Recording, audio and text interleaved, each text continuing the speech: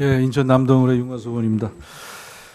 장관님 주택시장 안정화를 위해서 많은 대책이 있었고 1년 전에 9.13 대책이 있었습니다. 일정한 성과를 내고 잘 안정적 관리가 되고 있다고 보는데 거기에 동의하시죠? 9.13 이후에 약 32주 동안의 주택시장의 하향 안정세를 유지해 왔었습니다. 예. 일각에 뭐 최근에 동향 때문에 비판적 평가가 있습니다. 저는 전반적으로 시장이 안정됐고 또 실수요자 위주의 청약시장 개편이 확실하게 이루어졌고 네네.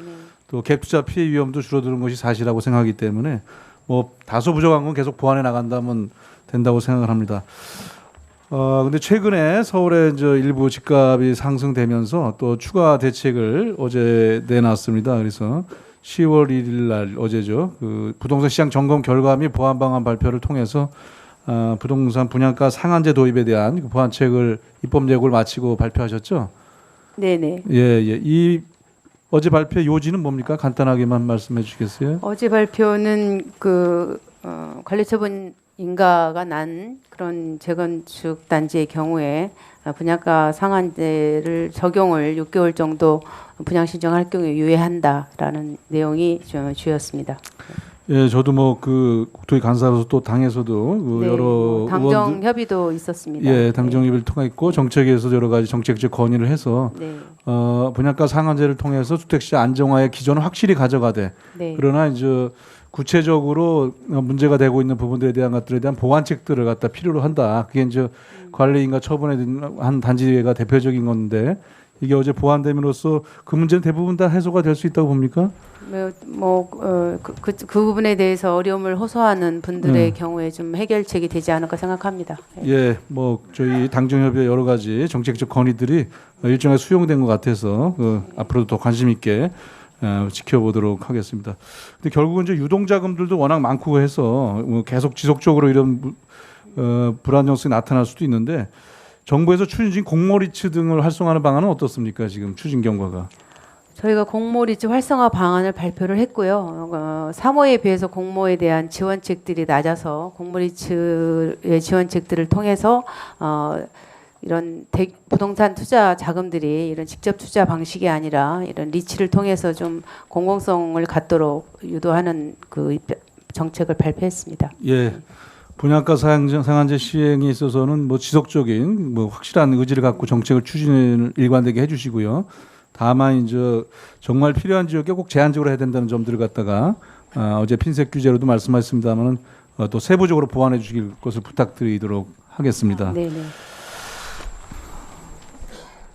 또 하나는 이제 규제 측면이나 공급 측면인데요. 그 3기 신도시가 작년 말과 올해 발표가 있었고 이거 3기 신도시를 통해서 이 광역교통계획을 함께 포함시켜서 발표했기 때문에 서울과의 접근성을 확 끌어올렸습니다. 그렇죠? 네네. 예, 그래서 입지가 한 게 좋은 데 발표가 됐는데 실제 주택 분양은 22년 정도부터 가능하죠? 빠르면 22년부터 시작할 수 있습니다. 그러면 앞으로도 한 2년 이상이 남아 있는데 그 사이에 또 이제 공급에 대한 어떤 예측은 어떻습니까?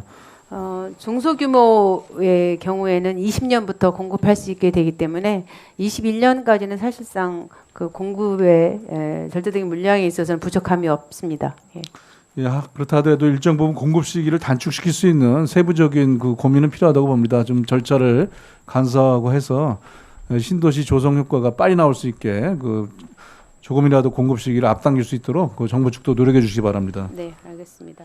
계약갱신 청구권 제도 도입 이거 9월 18일 날 저희 당과 조국 장관이 참석한 속에서 법무부 당정협의가 있었는데 얘기가 나왔습니다. 알고 계시죠? 네, 알고 있습니다. 이 계약갱신 청구권을 법무부 당정에서 얘기를 하니까 사람들 왜 이걸 법무부가 얘기하는지 의아해서 물어보는 사람도 있었고 또 언론에서는 이게 과연 국토부가 조율된 건가 이런 얘기도 있었습니다. 뭐 후자부터 말씀드린 이건 이미 저희 어떻게 보면 정부의 국정과제에 네, 국정과제. 속했기 때문에 정부 내에서는 같은 입장이었고 계약갱신 청구권이 이제 이 법무부 쪽에 그 업무가 좀 소관이 돼 있죠. 주임법이 법무부 관할입니다. 예, 그래서 이 부분에 대해서는 좀 저는 뭐 요번에 나온 김에 또 법무부 장관도 이 부분에 대해서는 일정하게 의사가 있는 것 같아서 좀 조정하는 게 필요하다고 생각하는데 한번 제안하거나 추진하실 생각은 어떻습니까? 예, 주택임대차 보호법을 법무부와 공동 소관화를 하는 문제에 대해서 양 부처가 오랫동안 협의를 해왔고요. 국회에서도 긍정적으로 논의해 주시기를 부탁드리겠습니다. 예, 저는 이번 기회에 그 국토부와 법무가 공동관리 입법으로 전환하는 것이 필요하다 이렇게 생각을 합니다. 그리고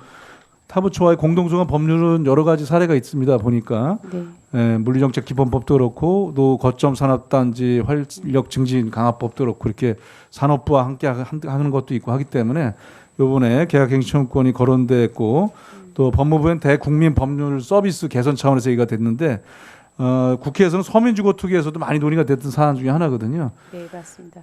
당시에 잘 안 됐던 것은 이 전세 가격 일부 좀 올려서 시장 불안을 초래할 것이다 이랬는데 제가 자료를 찾아보니까 15년대 서민주거투기에서 이 용역을 한 게 있더라고요. 그러니까 네네. 그 결과가 거의 영향이 없다 이렇게 나온 것이 있습니다. 혹시 알고 네. 계십니까? 예, 자료 나와 있는 것처럼 15년에 국회 서민특위에서 요청을 해서 국토부에서 용역을 했고 그때 계약갱신 청구권제를 도입하게 되면은 0.74에서 1.52 정도 소폭 상승하는 것으로 그쳐서 큰 영향이 없다 이런 보고서를 낸 것으로 알고 있습니다.